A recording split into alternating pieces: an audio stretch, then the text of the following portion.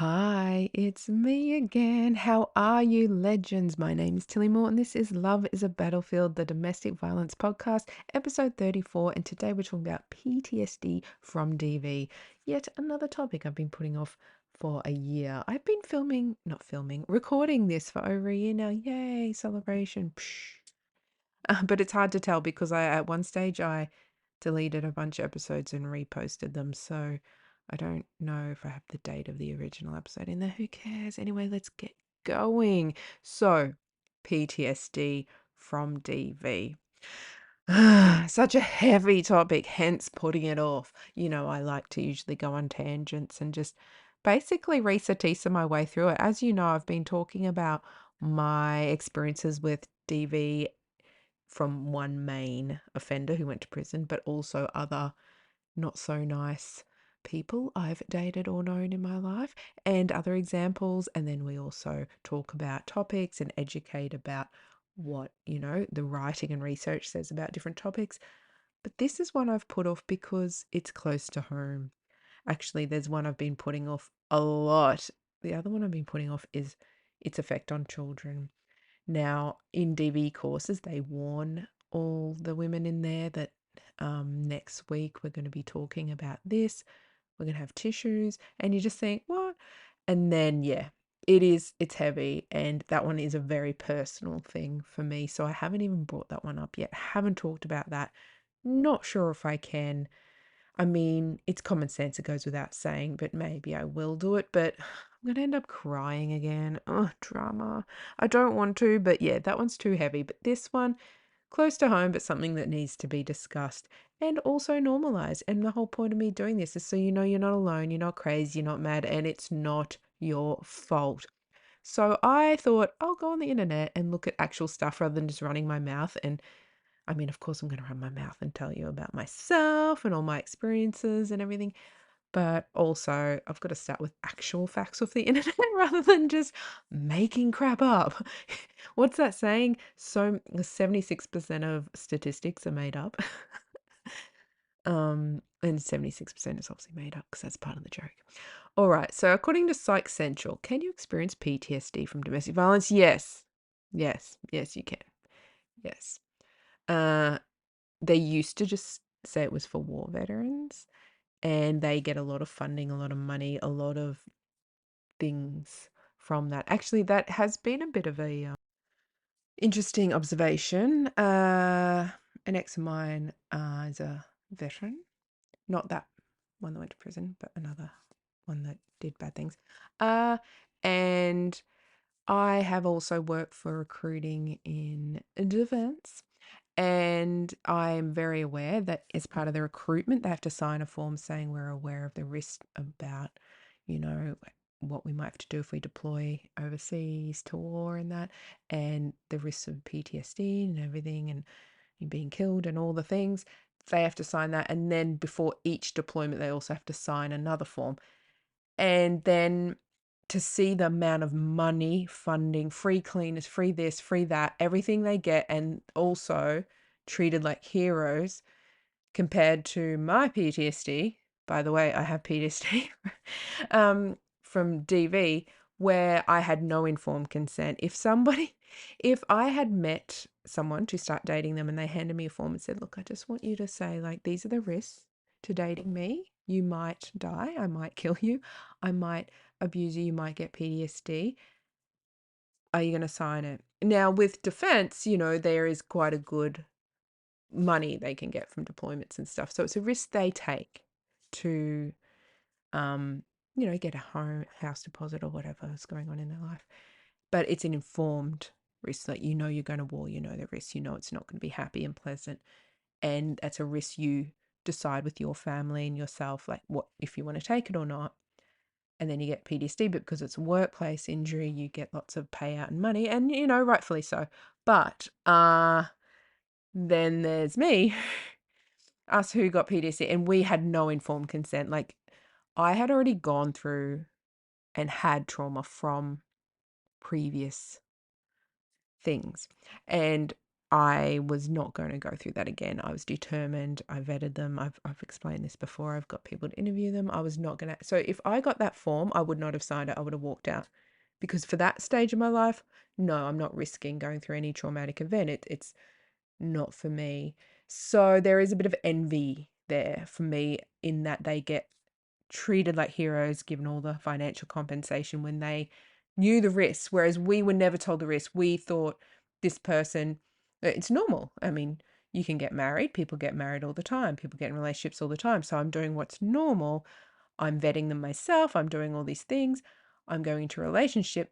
At no point has anyone given me an indication that there is a risk in this situation, besides the general men are dangerous to women and have a history of killing and sexually assaulting women. Besides that general risk, like if there's no obvious red flags, which there aren't with a lot of manipulators, you don't get that.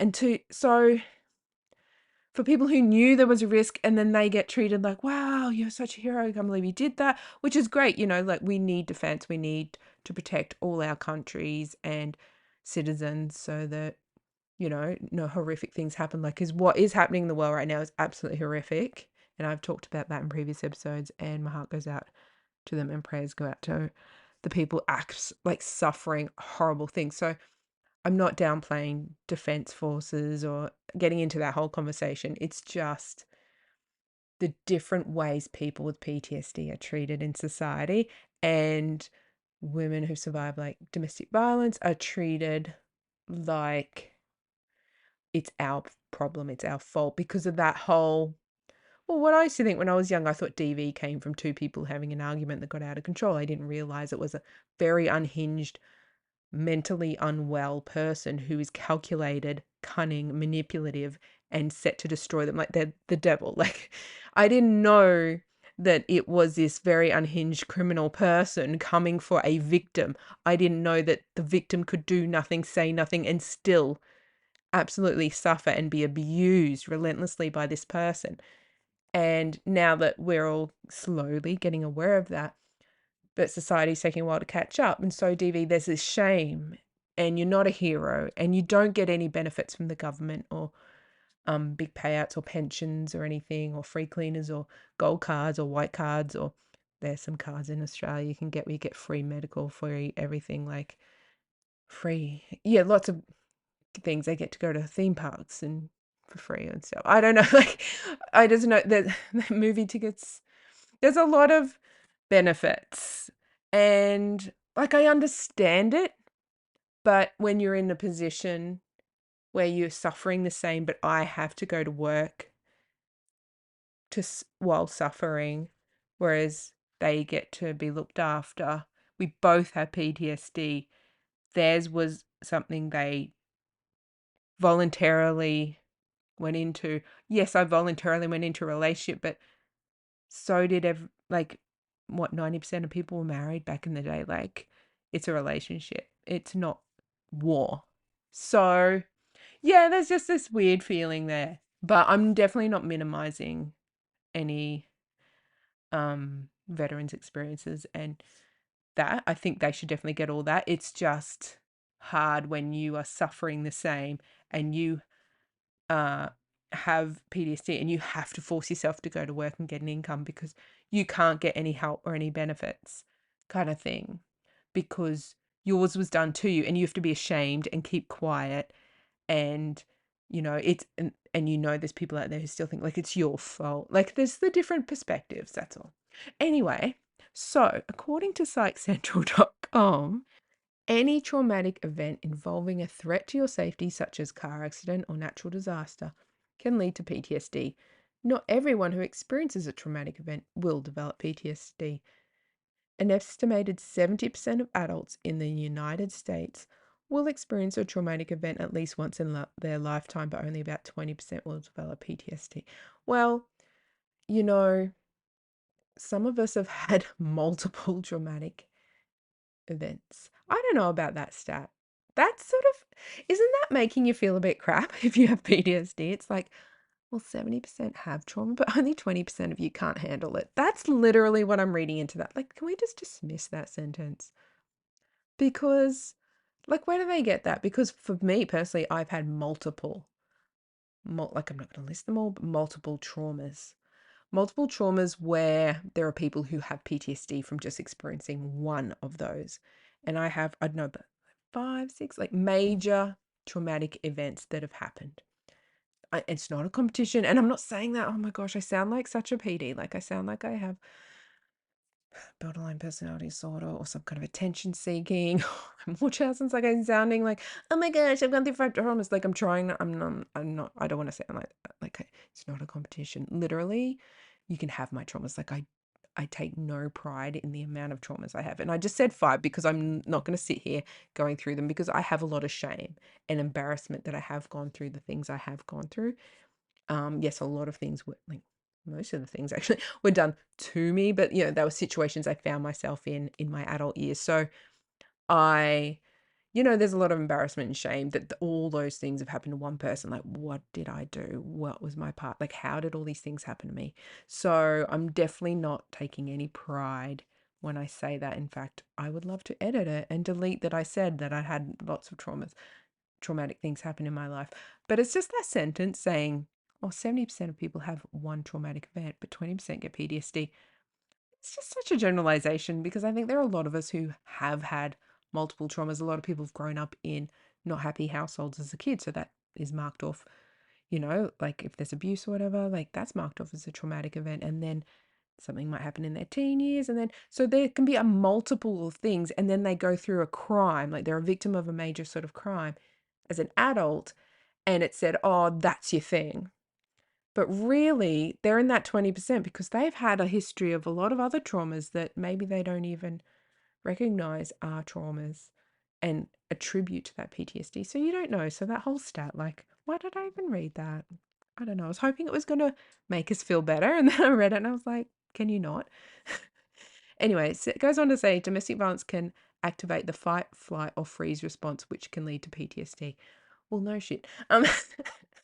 Can anyone who's been abused physically and knows fight, flight, or freeze, yeah, no shit. Like, you are constantly, there's also that saying walking on eggshells, which is more for like when it's emotional and psychological abuse kind of thing. But with the physical fight, flight, or freeze, yeah, it's you're constantly in that state. And that's what they say PTSD derives from, especially people who go to war zones and don't actually see any activity. Like, they don't kill anyone, they don't bomb anyone, they don't shoot their gun, they don't see any active kind of engagement with the enemy. They're just there on deployment.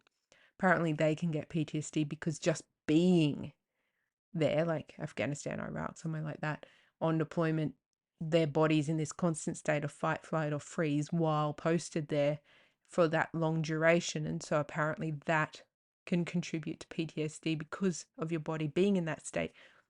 So you think back to your childhood, if you had a very scary father, you might have been in fight, flight, or freeze constantly. And if you're in bad relationships, you're constantly in that state. And this can go on for years and years and years, being in this state. So being in that state long term can give you PTSD. It doesn't have to be one massive significant event or crime that happens to you. So if you're feeling like you have PTSD and you're like, well, no one held me hostage and tried to strangle me and kill me, like, I was abused for like so many years and he was abusive and horrible, and I feel like I have PTSD, but I feel embarrassed to say that. Don't be embarrassed. You were in a state of fight, flight, or freeze for so long, and your body and your brain has responded to that.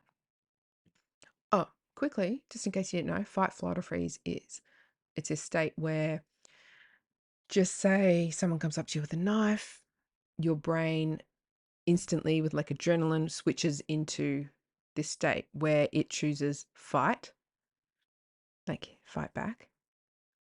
So when there's a threat, your brain, you'll either fight back, you'll either run, flight, or you'll freeze on the spot and just be in fear and not be able to do anything. These 3 responses is this automated psychological response, usually fueled by like adrenaline, in a situation where there is an immediate acute threat. Is as a nurse, you see a lot of nurses in emergency situations freeze, and they just stand there like, ugh. And it's actually come out, I've actually read this week that people with ADHD can push through that. And that's why I always wondered, like in emergency situations, how I just became freaking Einstein and was so smart and switched on and able to think clearly and make really wise decisions. And I was like, why are all these nurses that go on about like they're just so good and they're fig jam? Oh, fig jam means fuck 'em good, just ask me. These nurses think they're just all that in a bag of chips, or they are all that in a bag of chips. Like they're getting promoted, they're like really cocky, they're really confident, they're just like, I'm so good. Look at me, I'm the greatest nurse in the world. And then something emergency, acute situation happens, and you sort of see them freak out or freeze or run. There was one, it was a man, he would just run, but he planned to run. He consciously ran. It wasn't a subconscious thing. He wanted the women to deal with the violent situations. He didn't want any part of it. Uh, yeah. That's a whole other story there. That is something. That is something. That was in mental health and a very violent area. And that was something. Anyway, so there are a lot of different responses you can have, but these are the general things. And so fight, flight, or freeze is a response where you're like, it's a heightened alert state in reaction and response to a threat. And so when you're constantly having this threat around, you're constantly in this fight, flight, or freeze state where your body is like this nervous energy. For example, in mental health nursing, when you're on the floor, like you're out there with the patients, you are constantly in that state. You're constantly in fight, flight, or freeze because you have to be on, you're on guard. Because when I worked in mental health, you were like 70% prison guard, 30% nurse. So you always have to be on because when patients get violent, it's like instant and you have to act fast. You have to keep as many people, including yourself and your colleagues, safe as you can, as well as deal with and negotiate with the person doing the thing. So things move quick there. So when you are at work, you are constantly in that state.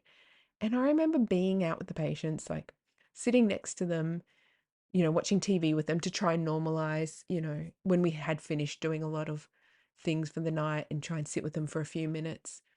And you're sitting with them, acting like you're just sitting with them, but you're actually out there observing them while the other nurse is doing some documentation.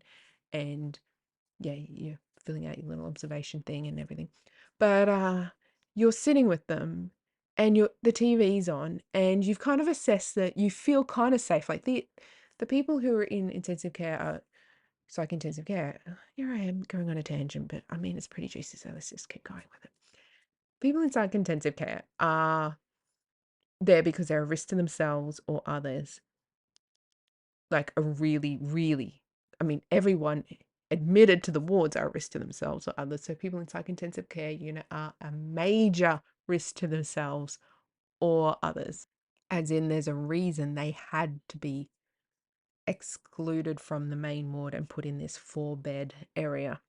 So you're sitting there watching TV and things are calm, like no one's being violent right now, but the people in there have the ability to switch up on you. Or you could be in there with people who are more self-harmy, but if they do something to themselves, it's still you, like you will be in big trouble if they hurt themselves on your watch. So you're constantly in this state. And I remember sitting there one day thinking, nothing's going to happen.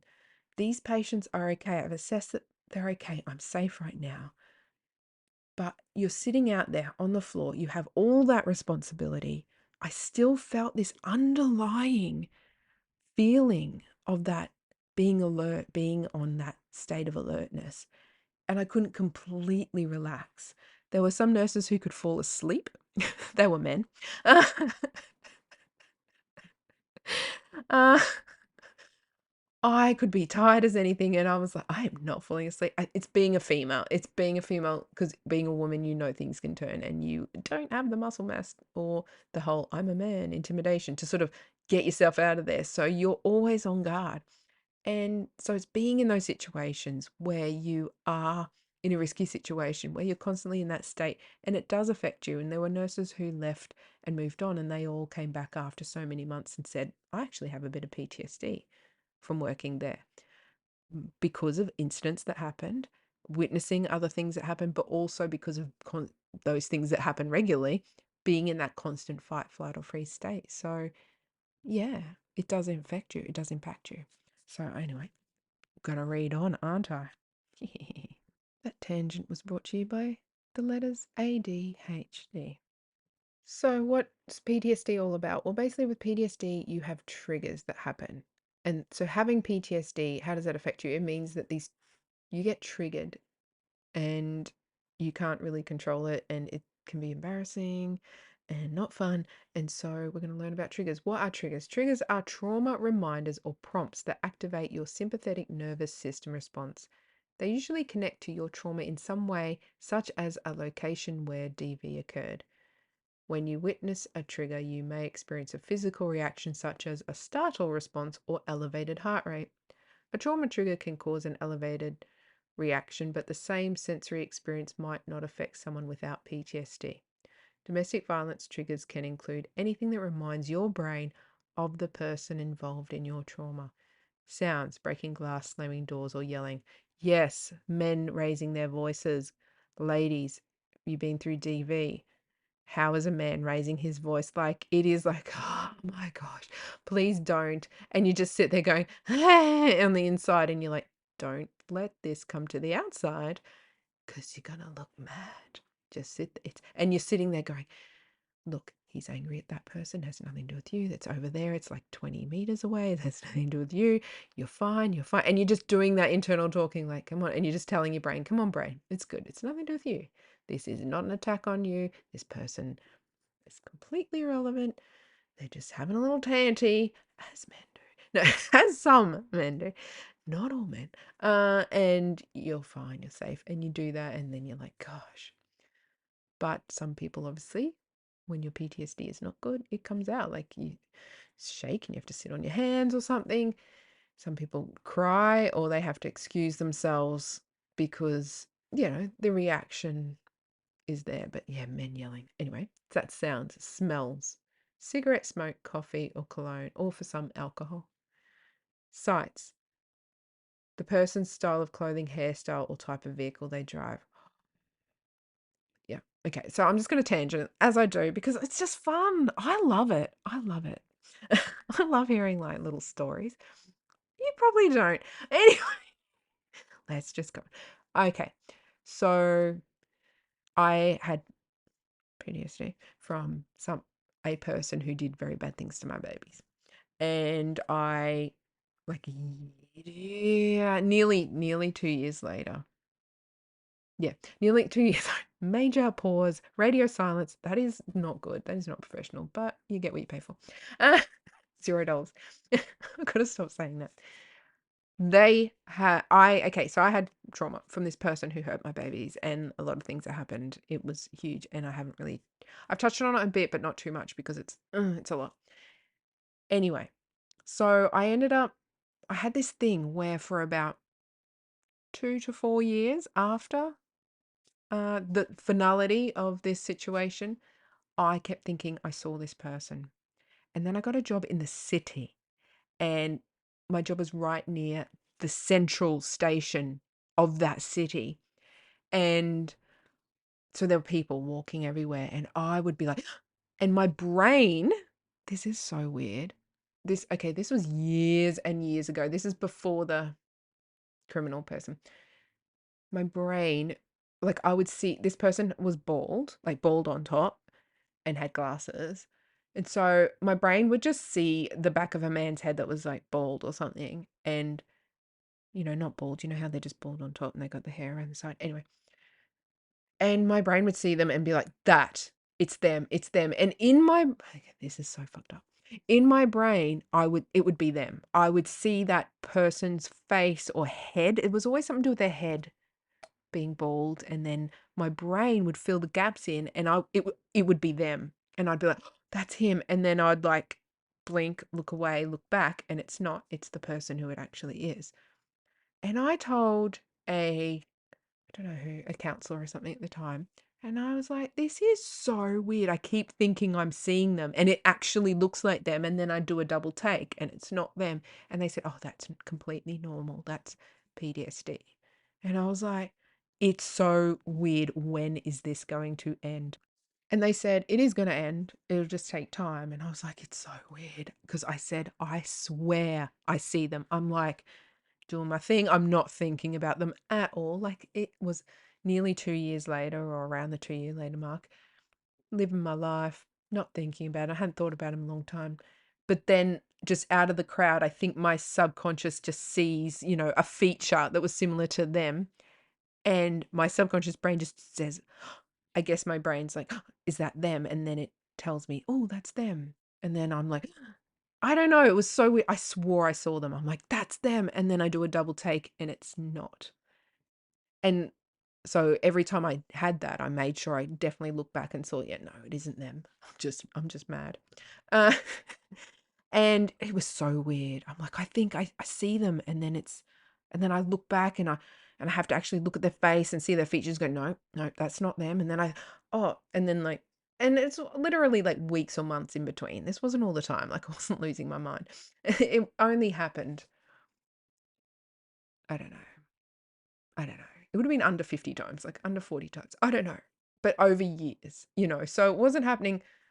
It happened like once a month or something. I don't know.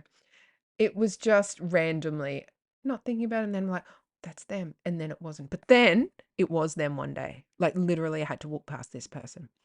And it took everything in me to walk past this person, every strength, everything to put one foot in front of the other and walk past them. So I just knew that that day would come when it was them.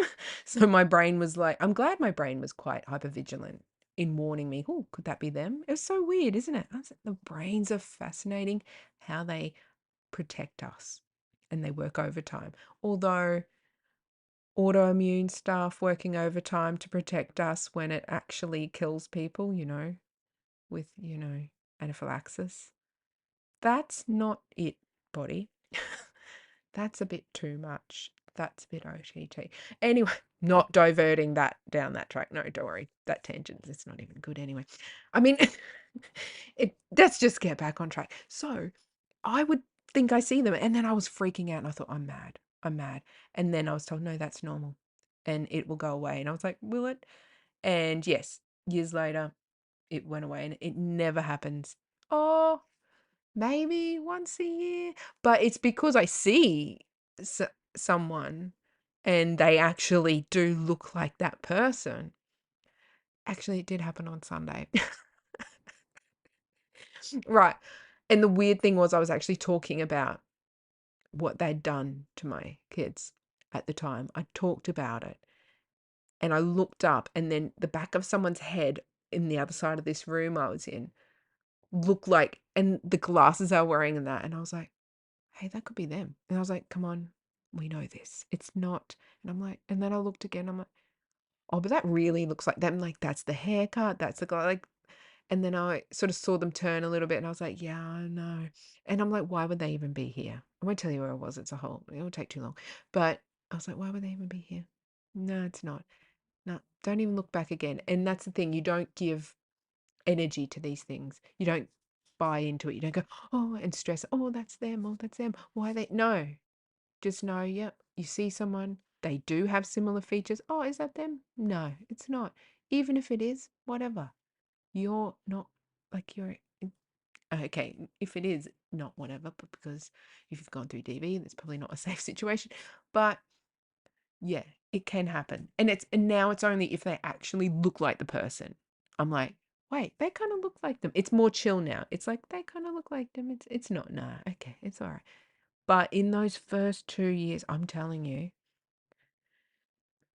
it was freaky because I would see them and then look back and be like, wait, no, that's a different face. Okay. But you're not going mad. And you know what? You want to know? Okay, this is what's interesting. Then the person who went to prison for nearly killing me and holding me hostage and all that, I've never had it. Never had it.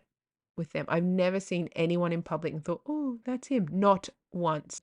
Literally not one person. I had to do a double take and go, is that them? Not once, not ever. Isn't that weird?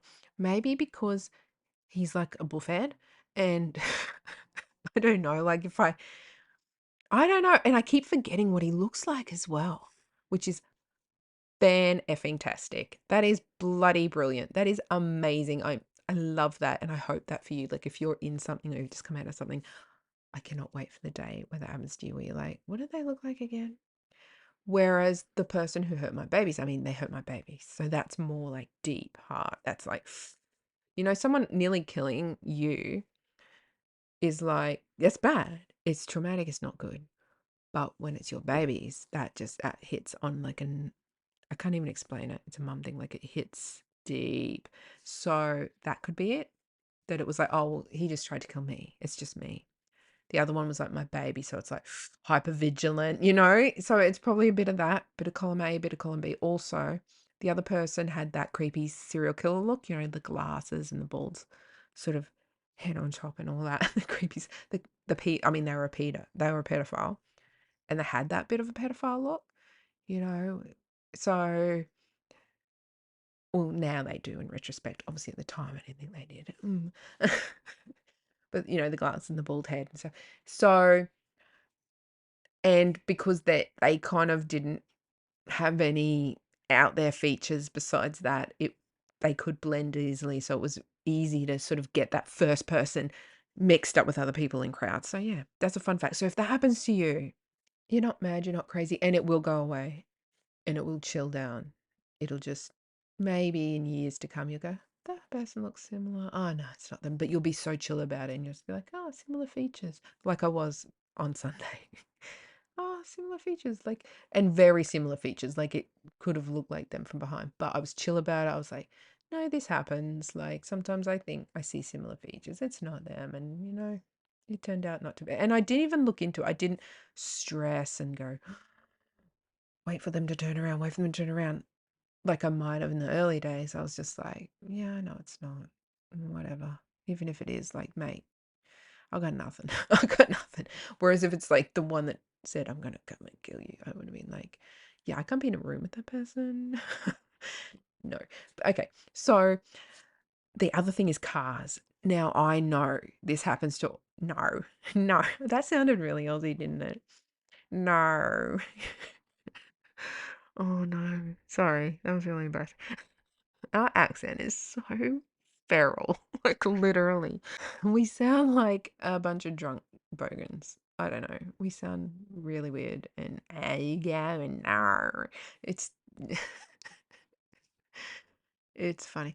Okay. So anyway, I'm not going to go on that. I'm not going on a tangent about accents. Oh, tempted to, tempted to. Okay. So what I was going to talk about was cars. And it mentioned that in that article just then on sitecentral.com. Now, have you ever broken up with someone? Okay, if you haven't been through DV, I don't know, whatever. If you've broken up with someone and you keep thinking, oh, is that their car? Have you ever had that? I've had that like a long, long time ago. You're in the traffic and then you think, oh, is that their car? And with DV, it's worse than like after a breakup, you're like, oh, is that them? But after DV, it's like, oh my gosh, is that them? Do they see me? Do they know who I am? Do they know where I am or something like that? Uh, with the person who went to prison, uh, before I moved far, far, far, far, far away and sold my house, I saw their car while they were in prison. I was like, is it that car? And I'm like, wouldn't be there in prison. But their family was driving it. And they all stared at me. And then I had to drive past again because I went somewhere and then I came back. And they just stared me down like, bitch, you're fucking relative. And I'm not going to say how they're related because I just don't want their involvement. Tried to fucking kill me. Broke into my house, held me hostage, and beat the fucking living shit out of me. Gave me multiple head injuries, permanent injuries, strangled me until I had near-death experience. Then let go because the death gurgle scared them. And it's like, and you have the audacity to stare me down? Oh, because I like didn't lie to the police when the police, were like, what the fuck happened? And they're in prison, I'm their victim, and so you have the audacity. Like, that's a problem with families of abusers, is that they're being lied to too. They're being manipulated as well. They're being gaslit AF. They are completely trauma bonded as well and under the freaking manipulation of this person. And so you have empathy for that because you were manipulated by them and they're manipulated by them. So you can't talk if you were manipulated by them as well. But it's frustrating when you think, how can you support an evil person who tried to murder me? But they probably don't know the ins and outs of it, and the bits that were talked about at the sentencing and were very minimized and very small. Like, there was not a lot of graphic detail. They might have thought so, but no. There was a there was a lot, and it was only on the convicted charges, not the whole picture of everything that happened and how unhinged and planned and calculated this person was, and and all the things they did to the person before me, and little children and stuff like this. Yes, there was a lot. There's a lot. So I felt sorry for them for not having the knowledge and wisdom that I now had, that I was free. Like, they're still involved with that.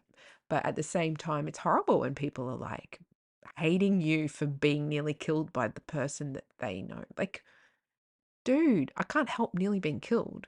I can't help being so amazing and magical that people just cannot stay away and have to break into my house and literally hold me hostage because they love me so much. Okay, that was sarcasm. That was just me being a bit of a dickhead. Okay, speaking of dickhead, let's read. That was the worst segue because it had nothing to do with it. So anyway, yes, cars. You can think you see their car, or you can actually, in my case, see their car uh, and shit yourself. But obviously, I haven't been around near where they are since they've come out of prison, so I haven't seen any of their stuff. So yay, yay for me.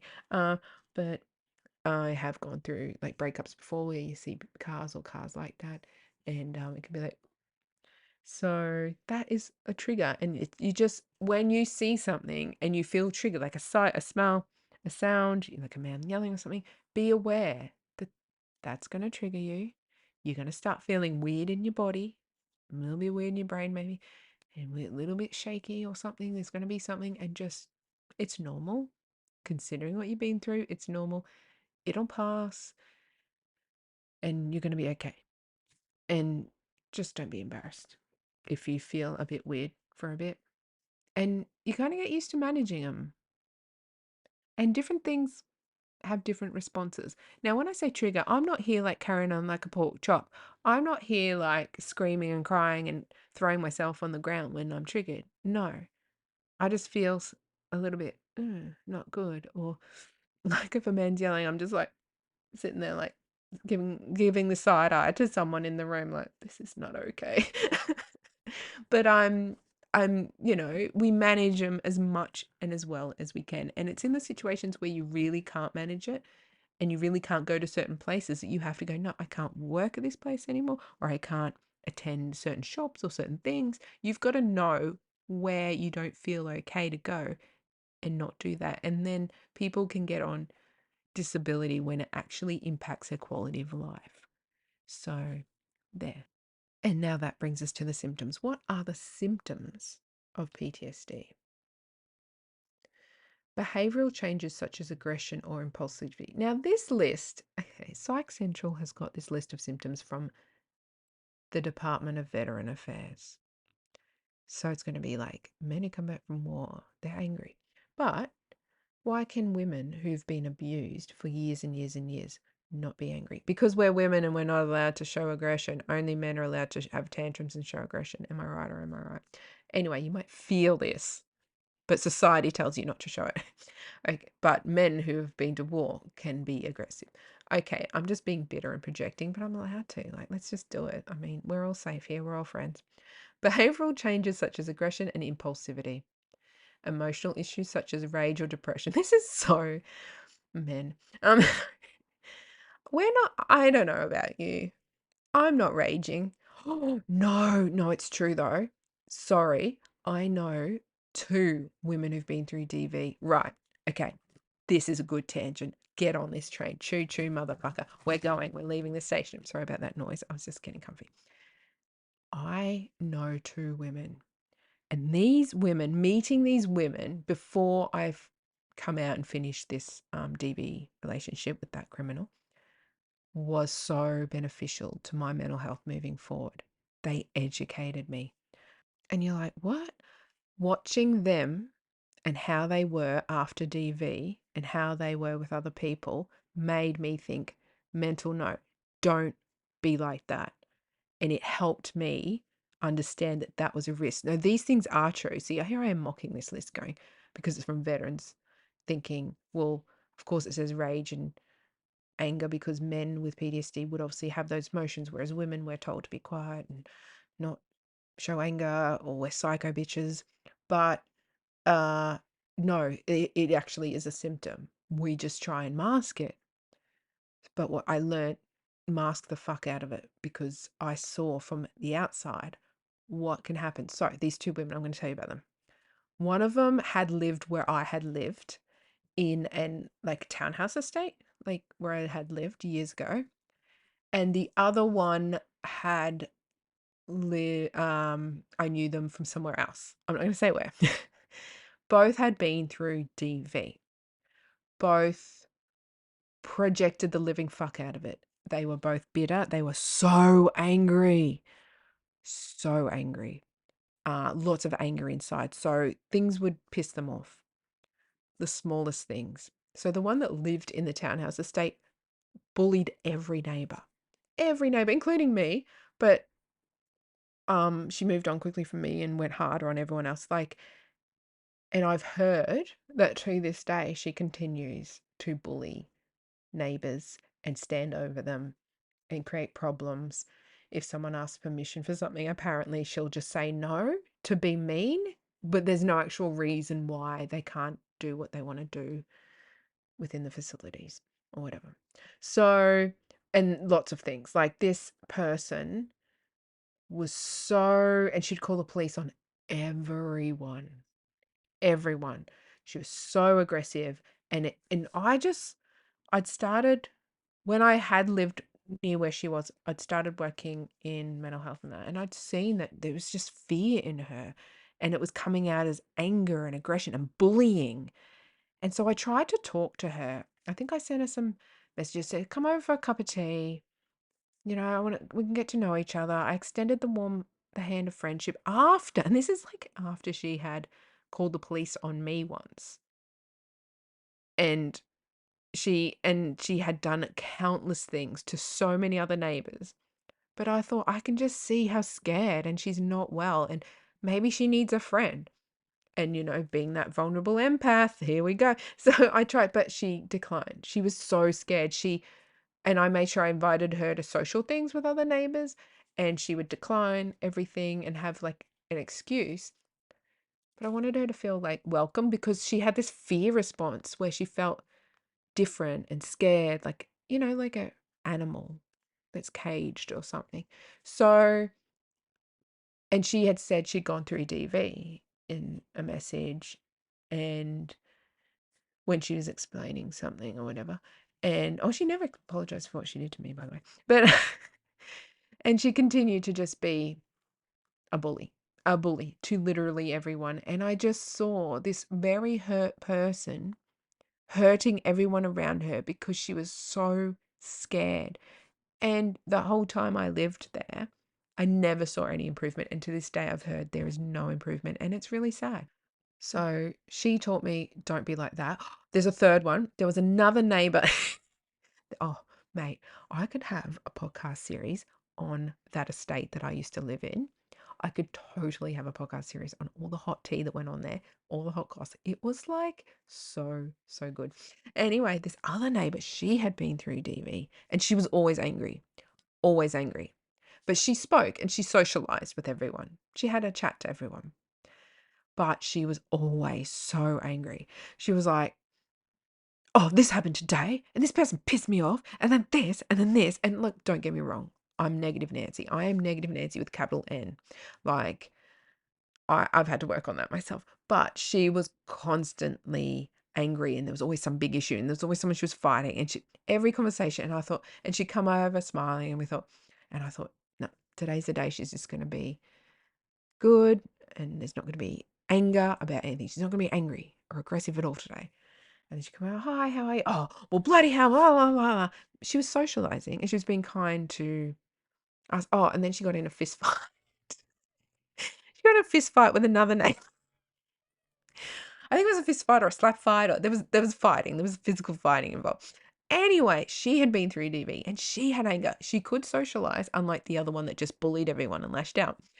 So these two women, and I met them when I was single before this horrible human came into my life. And that stuck with me. And that was such a blessing. Literally hashtag blessing to witness that, because when I came out, I had those weird feelings at first. I did. I felt angry at like every man. And I talked to counselors and said, this is not okay because I'm reminding myself of those women and I do not want to be those women. And counselors were like, well, you're not going to be those women. You're not going to be like that, because I had insight. I was aware of it. I'd seen it from the outside. And you know what? I'm not like them now. I've done the work. I've had time off. I've I've come good. And I'm so glad. I mean, I'm still bitter. We still hashtag bitter vibes. But I'm so glad I'm not like bullying everyone. It's like, but trust me, that's part of it. The anger and the like, you want to, like, if I just let go and just went all out, just bleh, I not like trying to be like a good human being. I would just be a cranky ass psycho bitch to literally everyone, because you are so full of that, yeah, fight or flight energy from your PTSD, and you're so fearful. It's fear. Anger is fear. Fear is anger. Hate is fear. Fear is hate. Everyone know that? When someone says, I hate something, swap the word hate with fear. Fun fact. And you think, oh, well, they hate pickles. That's not fear. Yeah, it is fear. They fear the taste. And when they put that on their tongue and it's this horrible experience, like, ew, yuck, I don't want that. Ew, that feels horrible. I fear that sensation. Like, it's not like a major fear, but fear is hate and hate is fear. So if someone's like, I hate that chick, it's like, oh, something you fear. Oh, something doesn't settle well with you. Okay, so that's those two women, but there's a third one, because one of those was the third one. The other one that I knew from a whole other area, they were short though. So I think they had a bit of short man syndrome. Have you heard of short man syndrome? It's where short people are very aggressive. It's like little dogs are aggressive. You know, little dogs are yappy, aggressive, they bite you, whereas big dogs are more chill, they're calm. Same with humans. Little humans, short humans, they're always, yeah, yeah, yeah. And they're angry. And then gentle giants, you've heard of that? And I'm quite tall. And so I've always been like scared of short women and men, because they're always like angry, and short men are usually a little bit aggressive and stuff. I've noticed this. It's an observation. Like, stick with me on this. No offense to short people. I was short. And then I had a growth spurt at 15. I was a short, one of the shortest in my class always until 15, and then I went zoop to one of the tallest.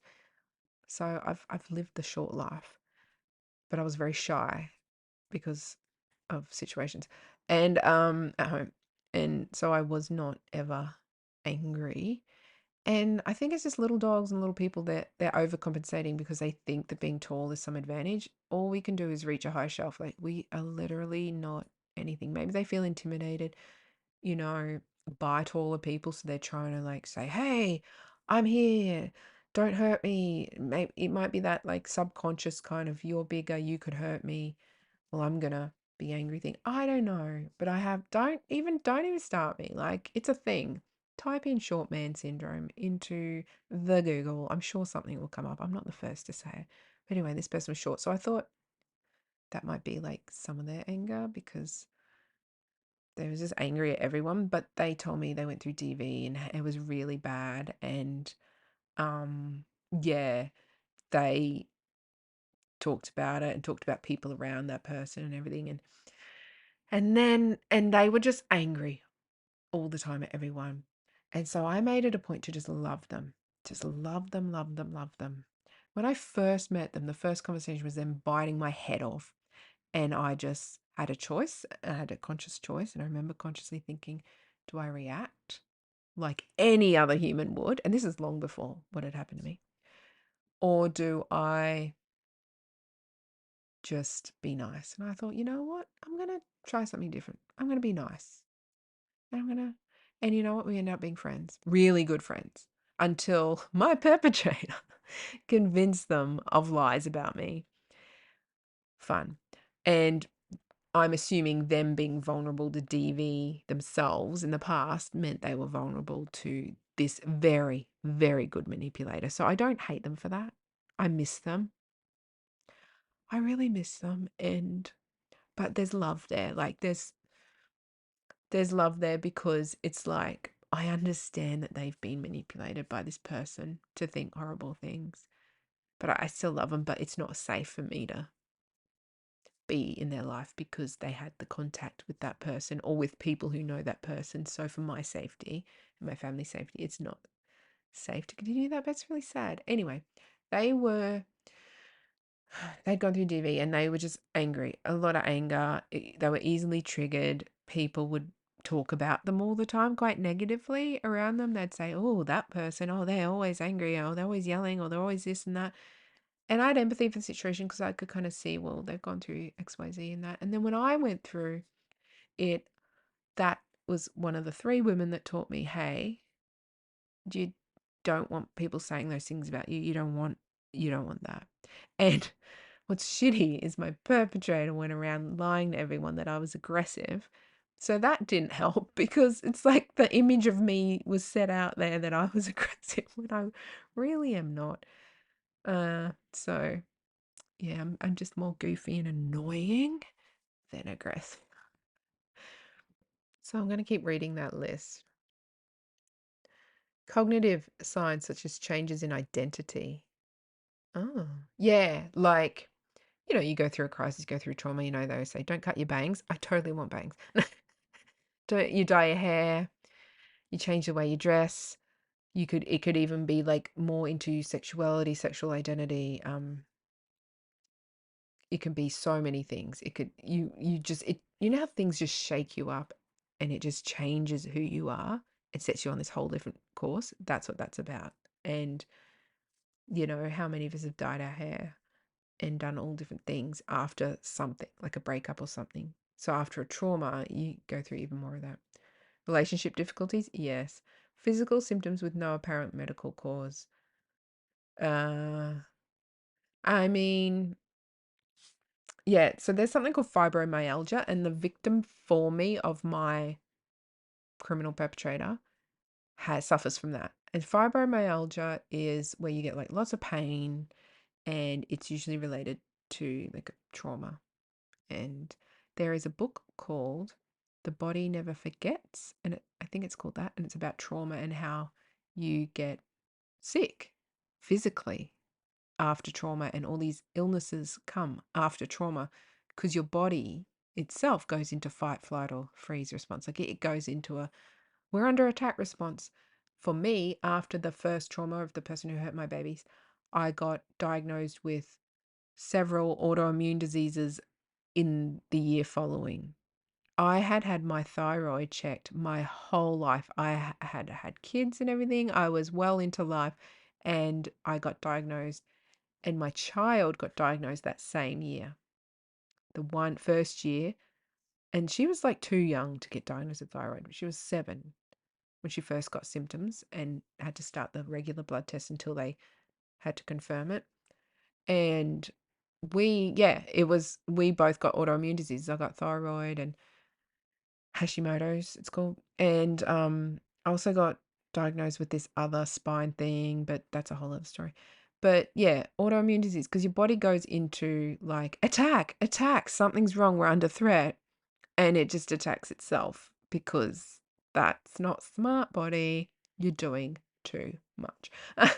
But other things can happen as well. You can get, you know, reflux, tummy pain, gastrointestinal issues. Now, when they're saying there's no medical cause, don't listen to that. If you have pain, like something's causing that pain, and cortisol, the stress hormone, causes so many health issues. It causes abdominal fat, like a lot of weight gain, a puffy face. It causes bowel issues like irritable bowel and stuff. There's so many issues that come from cortisol, the stress hormone, which is part of PTSD, which is part of coming out of trauma and being in trauma. your body is not happy when you've just come out of DV. When you've come out of really bad DV, at first you're in shock. It's kind of like if you like a bruise. At first, it's not there. Then it comes out, then it changes color, and then there's swelling and stuff. It's like any injury. Like you have had a massive psychological injury and possibly physical injury at the same time. And you things just be aware the first few years after you can get diagnosed with stuff, things can happen. It's just roll with it. You're going to get through it. It's going to be okay. It can be pretty fucked up. But the whole, oh, no medical cause. I mean, there's usually things, medical like diagnosis, they're just all these things are happening after your trauma. It's not your fault. It's not your fault. Just get everything checked out and make sure you're safe and well. Now, you may also experience symptoms such as difficulty sleeping. Oh my gosh. I'm not even going to go into that. That would take too long. But yes, distractibility. Uh, if I didn't have the symptoms of ADHD as a kid and at uni and before all these traumas, I would think it was just PTSD because of the distractibility part of it. But I have a history of symptoms and that's why I have ADHD. But yes, that is part of PTSD. Shame or guilt? Yes, especially with being a female who's gone through DV. Society is getting a bit better about it where you can sort of say it, but people are still like, was it you? Did you nag? Did you say something wrong? So you've got all that in the back of your head. Also, shame or guilt. If your freaking perpetrators going around telling lies about you as part of their smear campaign, there's an episode called Smear Campaign. Don't know what number, look for it yourself because I'm lazy. Uh, Shame or guilt is natural when people are going around talking and saying horrible things about you, and people that you love are believing these things, and you're like, what? Like, you feel horrible. So, I mean, that alone, but having PTSD, you feel shame and guilt too, because you're like, well, I got into that relationship and now I'm damaged. I shouldn't have the right to be damaged. Men who went to war have, and women, and our beautiful, oh my gosh, I have friends. Divert. I have friends who are in defense and they are freaking, oh my gosh, they shit all over every guy I've ever known. They are so good. Okay, I have female friends who were in defense for like huge careers and so successful and so amazing. And they just kicked ass over the boys. Like they're amazing. And they are crushing it at life. Like, don't even start me. These women, the women who go in defense, like I love them so much. I had so many good friends out of defense who were women. Anyway, so the women and men who have PTSD from serving overseas, they, like for me, I'm like, well, we get shame and guilt because of where we got our PTSD from. If we say, oh, we went to war, I feel like you don't have it as much. Like shame and guilt's part of it, it's something you experience, but when it's something like I went into a relationship, it's like, oh, well, you're stupid, you picked him, you're stupid, it's your fault. So that where you got your PTSD from can also play into that, a part of that. But it's still an emotion that's part of it. I guess the shame and guilt for people who got it from war would be, well, why did I sign up to do that? Why did I leave my family to go on deployment just to get like that money that we needed for, whatever. And now I feel like this, like I chose to go over there and now I'm going through this. Like they could feel guilt for like choosing to go there. And I don't think they should feel that at all. That would be horrible. Okay. Next is nightmares. I hear from a lot of people they have graphic nightmares, reliving what happened to them. I don't. Fuck yes. Not to brag, it's not a competition. I get nightmares. I get fucking weird shit, but get, I don't have, he's not the man of my dreams anymore. I'm very blessed to not have him in my head when I'm sleeping. And I really feel for people because that's such a thing. I have had nightmares, but not him. He's, I would, I don't know how many people actually have nightmares where they they're back into that situation and they're there. Oh no, bring that on. I think I don't have them because I'd love it, because I'd be like, yeah, take me back. Because I'm, in dreamland where you can't even move. You're like jelly. You're like half flying, half just oozing in jelly. Like you can't. I'd be like, I'm going to try and fight because I can't get hurt. I'm in dreamland. I'm going to kick your ass because I couldn't do it then. I'm going to do it now. I'm going to find other ways to escape. I'm going to, yeah, take me back. I'm going to kick a bitch. Like, I'm going to like smack that man down because I couldn't do it in real life. So take me to, that would be a dream for me. No, that's minimizing it because I know it would be absolutely horrific to have those nightmares. And to anyone who does, I really feel for you. That's horrible. I have had nightmares. I've ticked the nightmares box, but not nightmares of being in that situation with that person. I think I only had one dream once where they were there for 0.1 second. That's it. Like, so free. So free. Praise the Lord. Okay. Trust issues. Oh, you think? Do you think? Do you think? I mean, don't worry. I'd have to go on a tangent for this. We don't, I mean, has anyone dated? Okay, no, stop. I had been through trauma. I'd been through the trauma, person hurt my babies. I've been through a lot of stuff. And I still dated because I still had this thing in my brain. Oh, you still got to try and find that you got to be normal and have a husband and kids and blah, blah, blah. But after certain things, after certain trauma, after things that really like shake you around, like knock you, like I nearly died. The trust? Yeah. There's no trust. I can't imagine trusting a man. I can. Like, look, I'm still me. I trust like a motherfucker. Like, I am a Disney princess. There's a Disney princess inside of me who trusts, loves, adores, absolutely just admires men and would grab a man and just trust him and love him and be like, oh, you're the greatest. That bitch is in a little jail cell inside my body because she is not safe. She's not coming out. So I'm still me. We're still empaths. We still care. We're still loving individuals. But when enough things happen, you realize, no, fuck this. I do not trust, and it's okay. Just don't, hot tip, don't date while you're in that period, because I mean, I know not to, because I can just imagine sitting opposite someone at like a date and they're like, so do you like frogs or something? You're like, yeah, I like frogs. Do you like frogs? Sorry, I picked frogs at random. And they're like, yeah, I really like frogs. I'm like, bull fucking shit, you do not. You're just fucking lying. You're just grooming and love bumming your dick. And then they'd be like, yeah, so my last relationship didn't work. We just grew apart. I'm like, bullshit. You fucking cheated or you're abusive. Like, it's either or, mate. Like, my bitterness could never. I am just waiting and just living my life. And maybe one day I'll meet someone and it will organically happen. Maybe. But I'm not pushing shit uphill. That's a expression in Australia. Pushing shit uphill means forcing something. I'm not forcing it.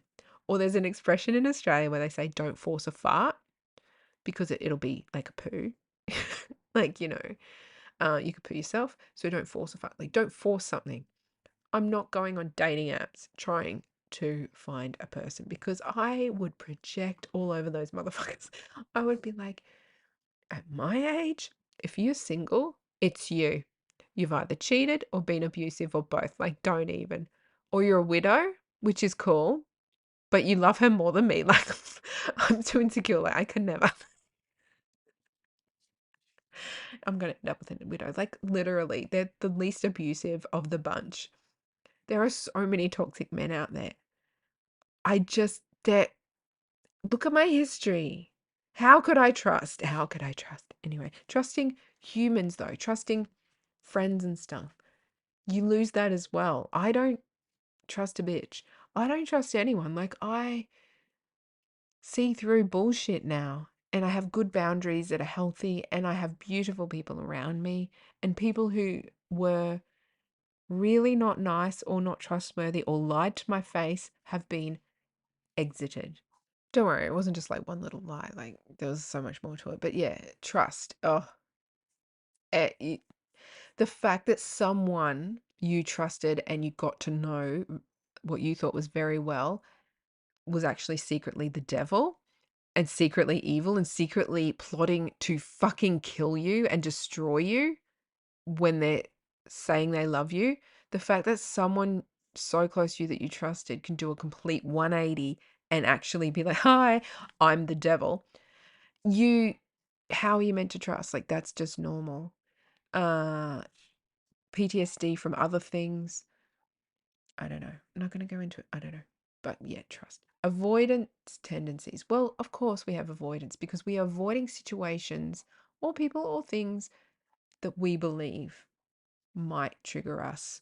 And the thing is with triggers, if you're somewhere and you feel triggered, you're really embarrassed. Like if anyone can tell that you're triggered, you want to lock that crap down. And so you don't want to ever put yourself in a position where things are not going to be okay. You're not going to be okay. Some people have like a lot of people have panic attacks and, they get short of breath and chest pain and all sorts of things. And they don't want to have that. They're embarrassed. They don't want to have those big moments, around other people. So you start doing avoidance things. You start isolating. Isolating is okay. Yeah, I've isolated a lot, but it's part of it and it's okay. Don't feel bad. When you are ready, you will start reaching out to people, which I have done, and you will start reconnecting with people. Part of that isolating is also, I had gone through some traumas in my life and shared them with lots of people, lots of friends. And then when these other traumas happen, a couple of big things, I was like, I don't want to be that friend that's like, hi, how you been? And they're like, good, everything's great with my hubby in our house. We've got another house and we've got another kid and things are great. And then they're like, how about you? How's life been? And I'm like, shit, do I tell the truth? And then I'm like, oh, victim of crime, trauma, trauma, trauma. And they're like, I don't want to be her friend. Like, she's always got something going on. Like, she makes shit up. Like, this can't be for real. I didn't want to tell people. And that was why he selected me, was because he thought people are not going to believe you and they're going to blame you because it's bad stuff's happened to you before. So that's why he picked me, knowing that this, people would be like that. So I've had to take a lot of time away from everything and everyone and just slowly reintegrate and not just day one. How have you been?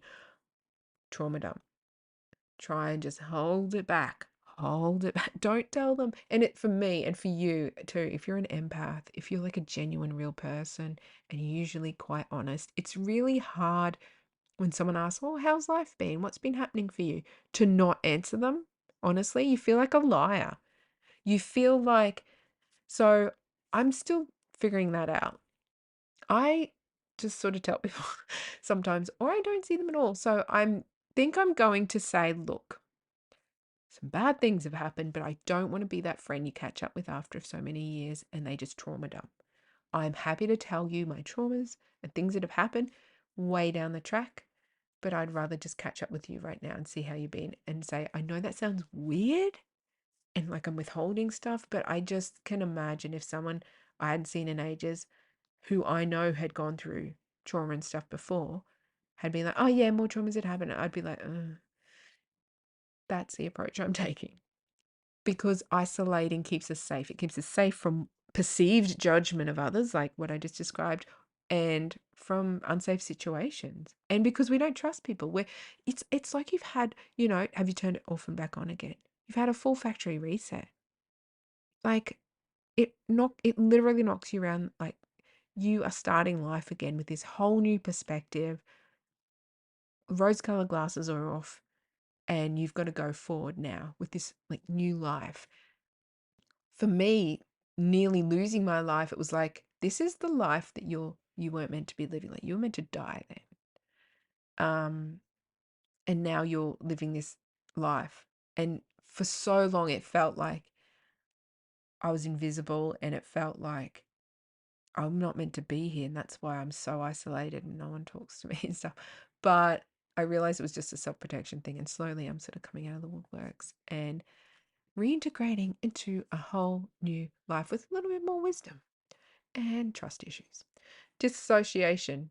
Now, disassociation is a psychological protection tool. It's what the body does to keep you safe if you've had trauma, severe trauma and stuff, when you're not feeling like you're in a safe environment. So the brain sort of does it for you.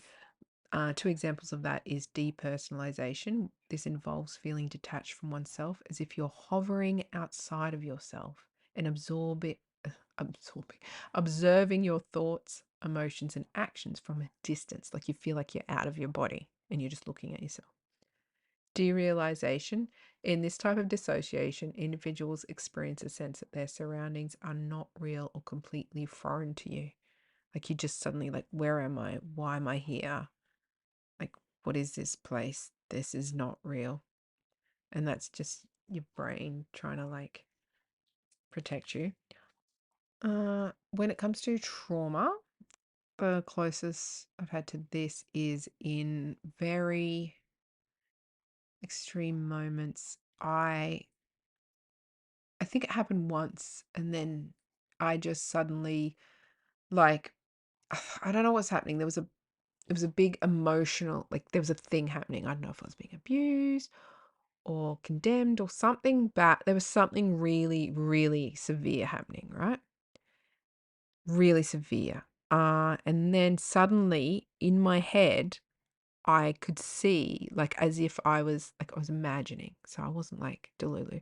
Like I just could imagine I was back inside a house where my babies were hurt. And it was about the house. I would just see the hallway. I would see the stairs. It was always in the hallway upstairs because the carpet there was really trash. It was a rental. Uh, and I would just be imagining I'm in that house. And it was really weird because I was in this extreme situation and then I was suddenly imagining I was in this house where this really, really, really, really bad thing had happened. So I guess that's kind of my example of that. However, people can literally feel complete dissociation. All right, I'm probably going to delete this, but I'm just going to say it and then I'm going to delete it. Uh, if I haven't deleted it, oh, wow. Oh, if you can hear a dog barking, that dog has barked for 3 days every time their owner's gone out. They've lived there for ages, this dog. It's just, I don't know what's going on. I tried to look and look at it. It just won't stop barking. The owner is quite loud themselves, so whatever. Um, whatever. Sorry about that if you can hear that. I can't stop it. I can't do anything. I used to record the podcast in a cupboard, but I had to sit on the floor and I have like coccyx injury and other injuries. And this person, I was in so much pain and I was just like, look, stuff it. I'm just going to not be in the cupboard. And because it's not like after a while, I started getting a bit, well, it's not a professional podcast, not making any money, not, who's listening? I don't know. Hopefully I help someone. But yeah, so I was just like, look, I'm just gonna be real. I'm just gonna come out of the cupboard. I'm coming out of the closet, literally.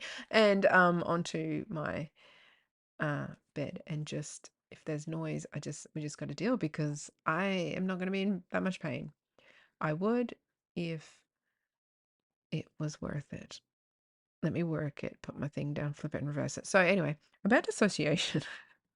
I might delete this later. So what I was going to say was I tried pot when I was younger. How old was I? 19. And I the couple of times I tried it, like I don't touch it. I've had friends and stuff offer it years later and I was like, no. No, because I know from this experience, I know, and I always say I will be the kind of person who would do it for like 4 times and get drug-induced psychosis and end up in a psych ward. Like it might be a genetic predisposition or something. I have theories about that because I was just like, I know I'm the kind of person who can't do that a lot. I had a friend who did it a lot and she was just like that chill hippie. She was so sweet and cool. Whereas, yeah, so actually I was 21 when this happened. We were nurses. We were going to work. She was okay. She was like addicted, like because she ran out and then she had to get some, and she was kind of angry that she couldn't get some, and then she could get some. And I didn't know the difference between leaves and seeds and hydroponic and all that stuff. I didn't know. So I just thought, he's going to get a bit hungry, probably laugh a little bit.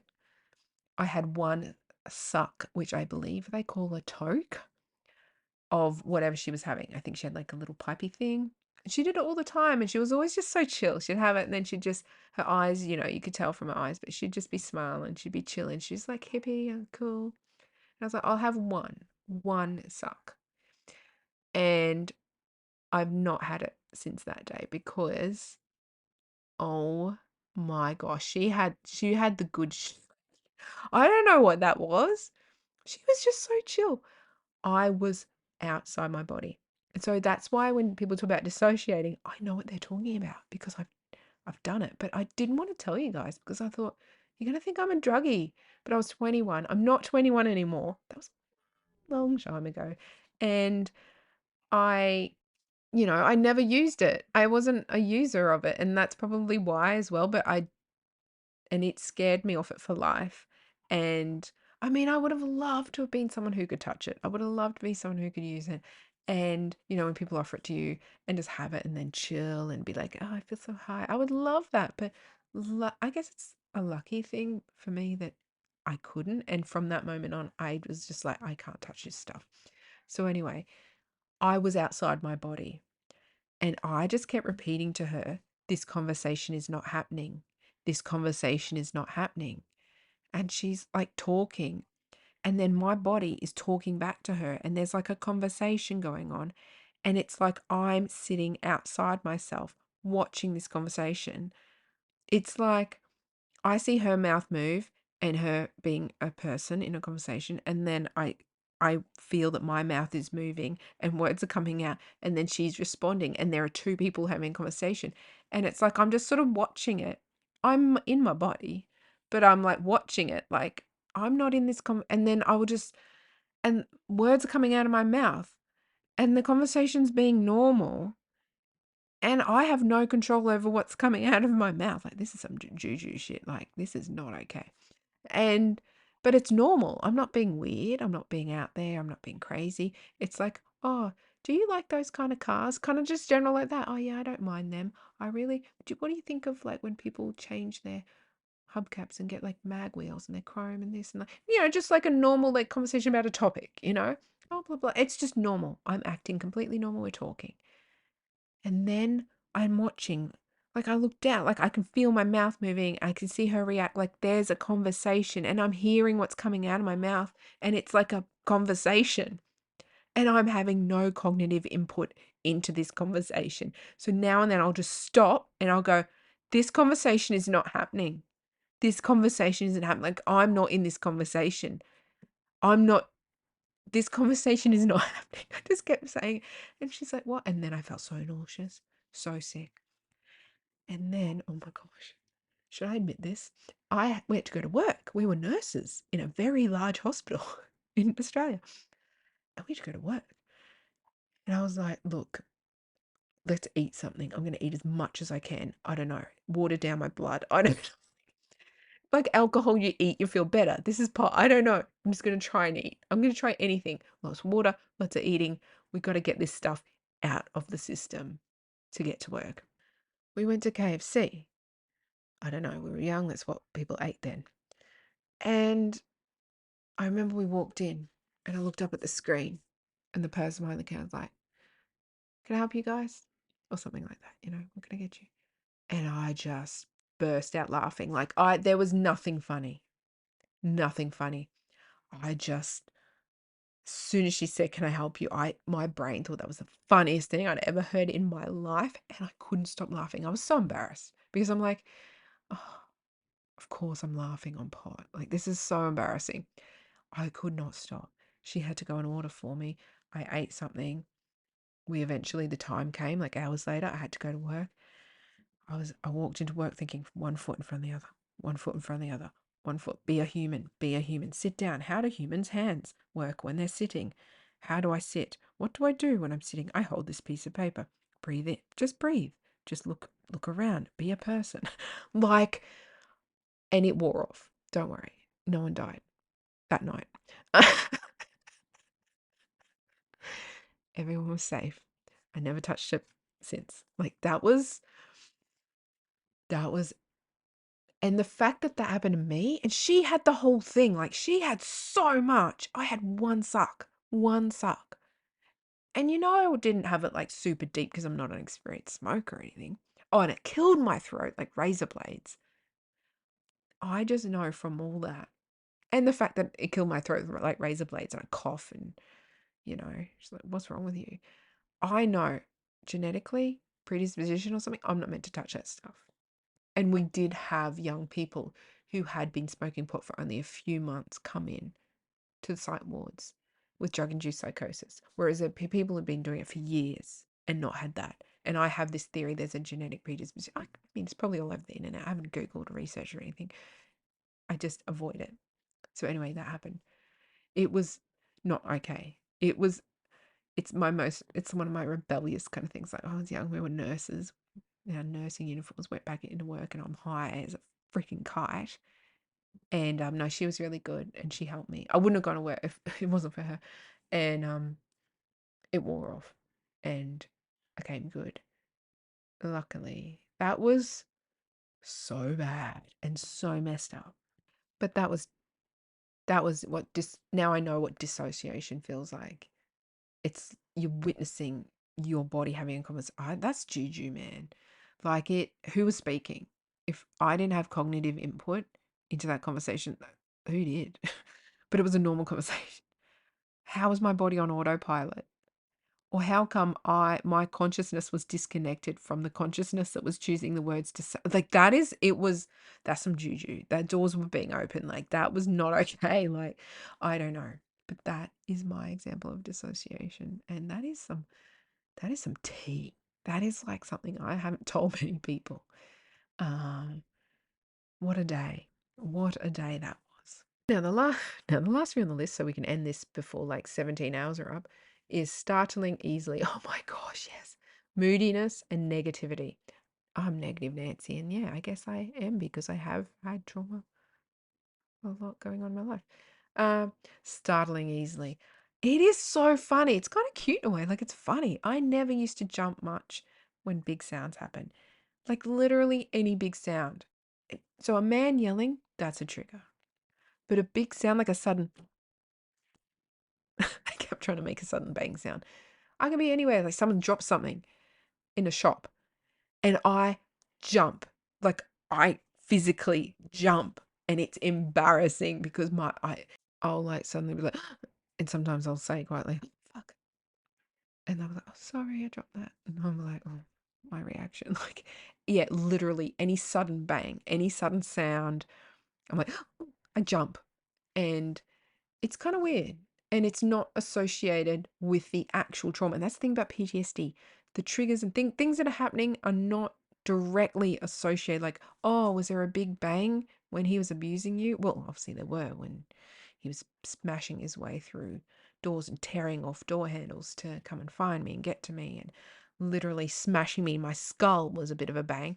And then, years ring and all that. And so there were bangs, but it's not a direct association with the trauma. It's just that fight, flight, or freeze, like that's been in your body response. And you don't mean to always be like on guard. And you're trying to chill the F out, but it's just normal part of it. And yeah, any big sound or in a movie, something suddenly, dunk, I jump now. And I'm like, oh, I didn't used to be like this. I didn't used to jump at little sounds like that. But I don't know, it's kind of okay. It's funny. It's funny when you see me sort of jump and stuff. I don't know. I try and be lighthearted about because you got to, and yeah, that brings us to moodiness. I mean, yeah, that's part of it. And negativity. You try not to. You try not to see the world painted with a bit of a negative brush, but when you face death in the face and had people like lying and manipulating and getting ahead in life and being able to like make people believe the worst lies about others that aren't true, and you just see like so much evil, you sort of get a bit negative about things and you got to remind yourself not to. And I don't know, I've kind of had a switch where I kind of see the I'm happy in the joy, like the little things in life. Like when he was in prison, I got to stand on, the beach and just go like, right now he's in a cell because it was the time of day that I knew that prison put them in the cell for the night.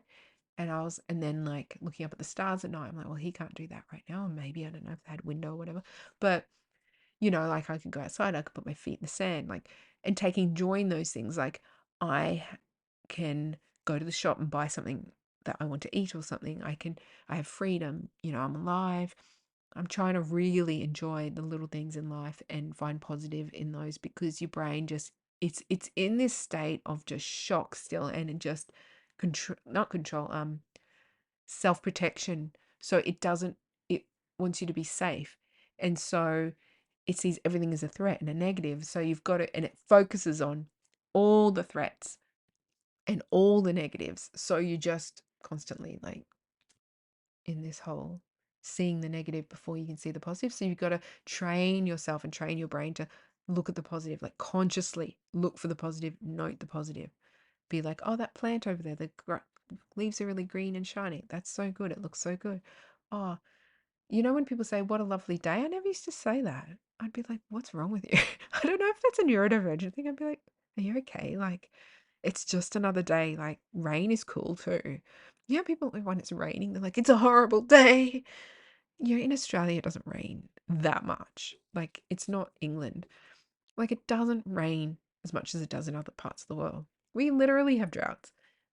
And then when it rains, and we need rain, we need to wash the earth, we need hydration, we need rain, right? Fill our dams, we need rain. People go, oh, what a horrible day. And I'm like, how, like, it's definitely a neurodivergent thing where you're thinking outside the box. You're like, how is rain bad? We need rain. It's a blessing. Like, if it never rained, we'd all die. We'd be in a drought. We wouldn't have crops. We wouldn't have food to eat. We wouldn't, like, I'm overthinking it outside the box. But so I was never one to say, what a lovely day, because I never perceived any day was worse than the other one. But I kind of get that now. And I try and note that. And I'm like, yeah, look, the sun is shining. There's nature. Like, things are good. The temperature is nice. It's not freezing in winter when you got to get up in the dark and go to work. Yeah, like, it's it's finding joy in those things and trying to be, so we have to consciously be positive, because our brains are automatically being negative, and it's not your fault. So if you can take anything from this very, very long, I apologize for that episode, it's not your fault. These things happen. PTSD is common after DV. Please go and get checked out. Go to a psychologist first. It's really hard to get in a psychiatrist. I don't know if it is where you live, but it is kind of here. And I don't know, probably see a psychologist first, and then they can always like write something down, or for you to go and see a psychiatrist if you need that, because psychiatrists are about medicine and drugs and medicating and the doctor side of things, where psychologists, they can tell you that, because I haven't had a psychiatrist say it's PTSD. I've had a psychologist say it's PTSD, because I haven't I haven't taken meds. And that is not saying don't take meds. Take all the meds. All the meds. Not, okay, don't take all the meds. Oh boy, I'm going to put a disclaimer double episode. I have talked a lot. I didn't expect that. But yeah, I think that, no. That's why I was putting off the episode, because PTSD, it's so complex. I mean, there's literally C-PTSD, complex PTSD. And there's so much more to say about it. There's so many more ways it comes out in people's lives. And I've just touched on a few things, and then obviously shared my personal examples of lots of things, and I went on about smoking pot once. Uh, hey, it was kind of linked. But thank you for being patient and listening to all that. And I hope you paused and went and peed and lived your best life while listening to it, or got a few miles in the car on your commute. Thanks for listening. I honestly, at the end of the day, stay safe. It's not your fault. And if you think you might have PTSD, it can literally be from childhood. It can be from anything. There's so many things that set our brain into that fight, flight, or freeze state, and set our brain into a trauma response from the fight, flight, or freeze state. So do some research, go talk to someone, talk to your doctor, talk to psychologists, talk to people, and just see. And, sometimes knowing that you have something can help you manage it. Even just knowing, go, okay, this happens when this happens, and that's okay. And you're going to be okay. And as time goes on, things sort of shift and change, and it's the new normal. And you've got this. It's not your fault. I'll stop waffling. Oh, what I wanted to say was, does anyone shop on Temu? Temu? Uh, yeah. Long story. I realized that everything I was buying from the actual stores in person was made in the same factories that make stuff for like Temu and stuff. So I was like, the only thing is you're not the middleman. There's not the big rich CEO ripping off those poor workers in the factory. Temu's more like one or two steps from those. Yeah, they're one step from the factories. Whereas like Kmart or something is like this big corporation and they're still using that, not paying them enough. Anyway, if you know any information about that, pass it on to me because I stopped shopping at Shein when they expose like footage of stuff and that. But I assume like all the factories in China that are producing all these huge amounts of stock for now that they sell in stores, like they're using those factories to sell stuff in stores. So you can't say, oh, shopping in a store is more ethical than shopping like on Temu or something when it's the same factory supplying it. Like I've seen stuff in stores, brand name stuff that is the exact same. It's coming from the same factories. And I'm like cutting out rich CEOs in the middle. And sometimes if I need something, and because I don't believe in filling landfill with stuff and just throwing stuff out and all that stuff. So if I need something, I'll generally use it. I will look on there to see if I can find something for a good price. And they're good. My hot tip, use PayPal. Do not use your credit card if you're going to sign up to Temu. Use PayPal only. But the reason I'm mentioning it is because I started, this is so embarrassing. I started playing Fishland. I ignored Fishland thing for so long. I've never played this other one called Farmland. I'm never doing this again. It's the thing where you pick a couple of free items from this little list and they're just dodgy. They're worth like $15 or $7. And you pick a couple of things and then you've got to feed fish for ages and then you might get them for free. But it keeps telling you to invite new users and everyone's already on Temu. And I try and tell people who aren't, and they're like, I'm not going on that. That's scary. I don't want to order things on the internet. And so you're like, and I don't nag people, but I just thought, hey guys, if you're going to go on Temu, use PayPal. Don't give your credit card details. Hot tip.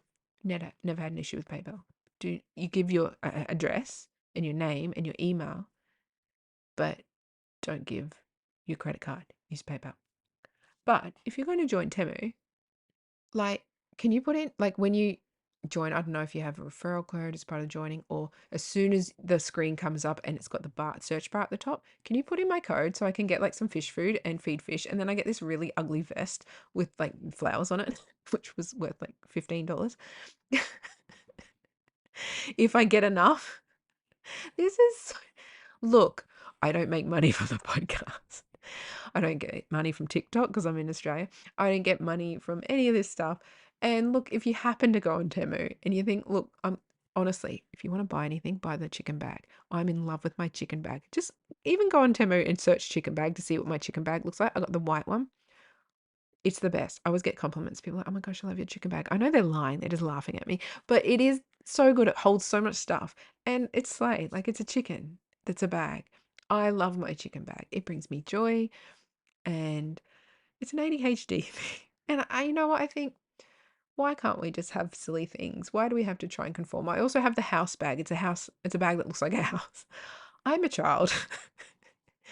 But I don't buy things just because, oh, that's funny, that's cute.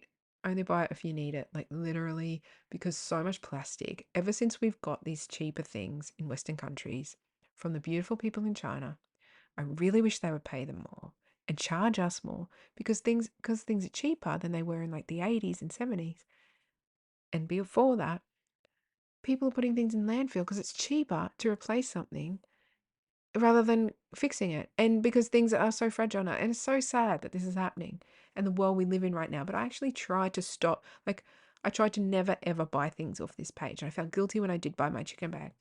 And then I went to the stores and they're selling the exact same things they've got off from these factories and just marking it up. And there's just more middlemen. And I'm like, it's the same poor people who are working their butts off for such a low wage. And I don't know what we can do about it collectively.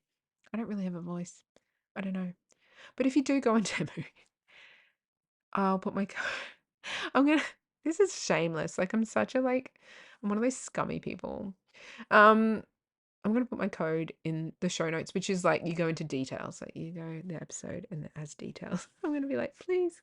And I will let you know if I do end up. It's like 100 and something days left of me trying to get, it's a vest. And then the other thing I picked for free, it's worth $7, is a collar, but it's a fake collar. So you put it under like a jumper and it looks like you're wearing a business shirt, but you're not.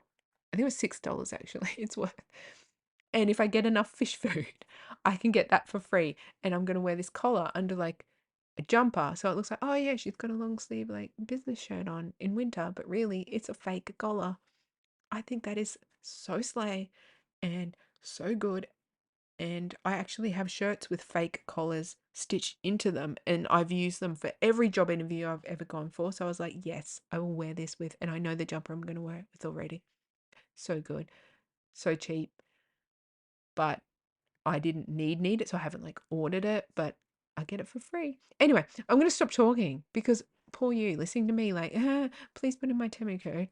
Look, I could get paid for this podcast, which would be so much more. So it's all right. It's all good. It's all good. So my code is 137044260, but I'll put that in the thing anyway. Um, but don't go on there if you don't want to. Don't like, it's just fun. It's just me being a silly goose. But check out my chicken bag. Then you'll know what kind of bag I have. I try not to use it in situations where I have to be a little bit like more basic and neurotypical. But she's cute. And let me know if you get a chicken bag. liabfpodcast@gmail.com. Send an email anytime. Have the greatest day, week, everything, and stay safe. Keep being the legends you are and keep knowing it's not your fault. You're going to get through this. You're going to be okay. Love you, legends. Bye.